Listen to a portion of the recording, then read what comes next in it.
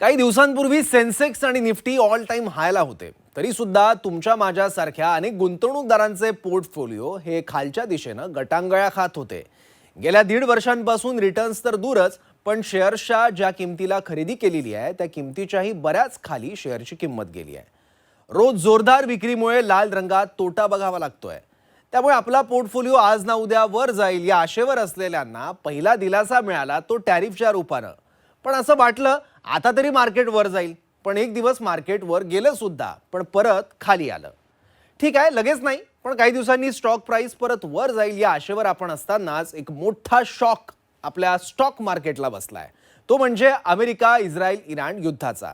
जगातल्या कुठल्याही स्टॉक मार्केटला बाजारात अनिश्चितता बिलकुल आवडत नाही.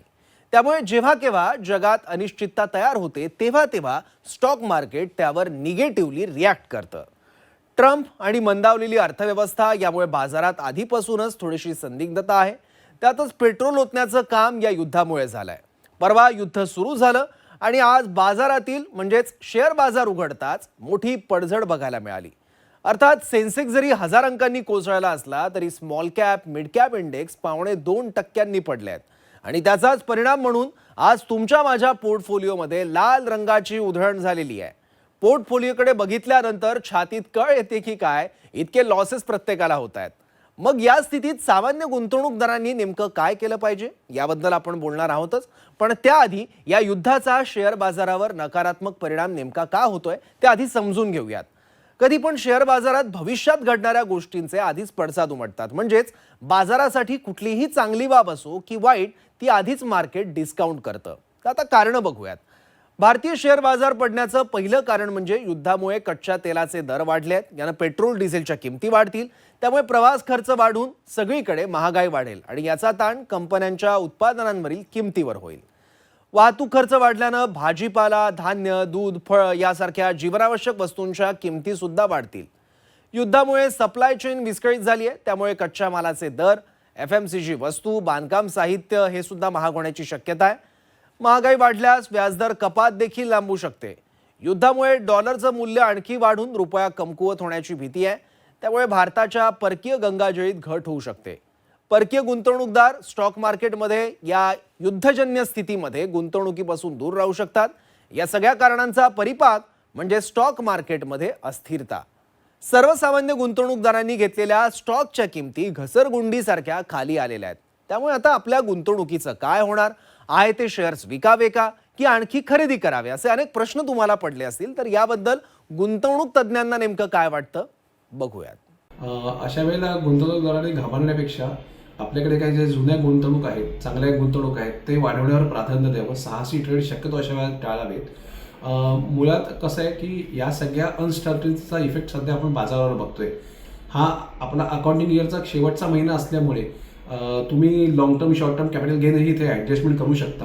तर त्याचाही फायदा यावर गुंतवणूकदार द्यावा आणि कुठल्याही पद्धतीचं ॲग्रेशन टाळून आपल्या फायनान्शियल दृष्टीने किंवा टॅक्सेशनच्या दृष्टीने जे बेनिफिट आपल्याला आता घेता येतात त्याला प्राधान्य दिलं तर जास्त सोयीचं होईल, की जेणेकरून गुंतवणूकदार कन्फ्यूज होणार नाही आणि त्याच्याकडे त्याची कॅपिटल इंटॅक्ट राहायला मदत होईल.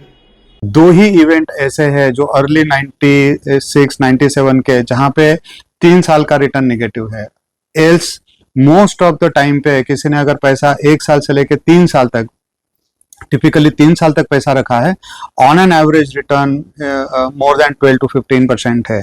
1999 कारगिल वॉर हुआ था, वहां से 3 साल का रिटर्न ऑलमोस्ट नेगेटिव. ये एक इंसिडेंस है जहां पे 3 साल का रिटर्न निफ्टी ने नेगेटिव दिया है.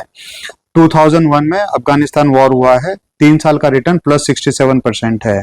2003 इराक वॉर हुआ है, नेक्स्ट 3 ईयर रिटर्न्स ऑलमोस्ट 175% है. 2020 इंडिया चाइना गलवान में थोड़ा सा मुठभेड़ हुई थी, अगर आप वहां से अगर 3 साल का रिटर्न देखते तो ऑलमोस्ट 75% है. 2022 रशिया यूक्रेन वॉर हुआ है, नेक्स्ट 3 ईयर रिटर्न अगर आप निफ्टी का देखते हैं 32% रिटर्न है. 2023 रिसेंट 2 साल पहले इजराइल हमास वॉर हुआ है, next 1 year return is 25%. Point में आपको बता रहा हूँ कि 1996 से almost I have counted close to around precisely 27 छोटे बड़े सब वॉर्स के छोटे मोटे वॉर्स हुए हैं सब मिलाकर. बट कुल मिलाकर अगर हम अगले 3 साल का पर्सपेक्टिव अगर देखते हैं तो पॉजिटिव रिटर्न मिलता है। तो टिपिकली वॉर क्या करता है, एक फियर फैक्टर कर देता है, फियर अनसर्टनिटी को क्रिएट करता है, और अनसर्टनिटी के वजह से मार्केट वोलाटाइल हो जाता है। सेन्सेक्स म्हणजे सेन्सिटिव्ह इंडेक्स, त्यामुळे अशा घटनांमुळे शेअर बाजारात पडझड होणं ही अपेक्षितच आहे. अशा वेळी गुंतवणूकदारांनी काय करायला पाहिजे? माझ्या मते मी तुम्हाला एक पंचसूत्री सांगतो. पहिली महत्त्वाची गोष्ट म्हणजे अवॉइड पॅनिक सेलिंग. घाबरून कुठलेही शेअर्स पटापट विकू नका. दुसरी महत्त्वाची गोष्ट म्हणजे तुमचे ॲसेट ॲलोकेशन बघा. म्हणजे तुमच्या पोर्टफोलिओमध्ये काय काय आहे. उदाहरणार्थ इक्विटी, डेट आणि कमॉडिटी, याशिवाय थोडी रोख, असं त्याचं ॲलोकेशन पाहिजे. त्यामुळे केवळ सगळीच्या सगळी रक्कम केवळ इक्विटीमध्ये किंवा केवळ डेटमध्ये ठेवू नका. तिसरं महत्त्वाची गोष्ट म्हणजे SIP अजिबात थांबवू नका. बरेच जण घाबरून SIP थांबवतात. चौथं म्हणजे तुमचं सेक्टर स्पेसिफिक अशी गुंतवणूक करायला पाहिजे. म्हणजे अशावेळी डिफेन्सिव्ह स्टॉक्स, ज्याला आपण FMCG, फार्मा किंवा डिफेन्स स्टॉक, ह्या प्रकारच्या शेअर्समध्ये तुम्ही आत्तासुद्धा, म्हणजे जर तुम्हाला आकर्षक भावात जर गुंतवणूक करायला मिळेल तर निश्चित करा. आणि पाचवी आणि शेवटची गोष्ट म्हणजे इक्विटीमधली जर तुम्हाला गुंतवणूक फायद्याची हवी असेल तर तुम्हाला लॉंग टर्म पर्स्पेक्टिव्हनेच विचार करायला पाहिजे. म्हणजे दीर्घकालीन गुंतवणूकच फायद्याची ठरते. त्यामुळे तुम्ही किमान 5 वर्षाचं पर्स्पेक्टिव्ह ठेवून गुंतवणूक ठेवली पाहिजे. एवढंच. तर हे होतं गुंतवणूक क्षेत्रातील तज्ज्ञांचं मत. अर्थात प्रत्यक्षात गुंतवणूक करताना गुंतवणूक सल्लागाराचं मत विचारात घेऊनच करा. तर आज विषय इथे मांडण्याचा हेतू एकच की स्टॉक मार्केटमध्ये शॉक हा काही नवीन नाही आहे, पण हे शॉक पचवून न घाबरता जो मैदानात राहतो तोच बाजी मारतो. त्यामुळे जाता जाता होळी, धुळवट, रंगपंचमीच्या तुम्हा सर्वांना खूप शुभेच्छा. तुम्हा सर्वांच्या स्टॉक पोर्टफोलिओमध्ये हिरव्या रंगाची उधळण हो, या सदिच्छा.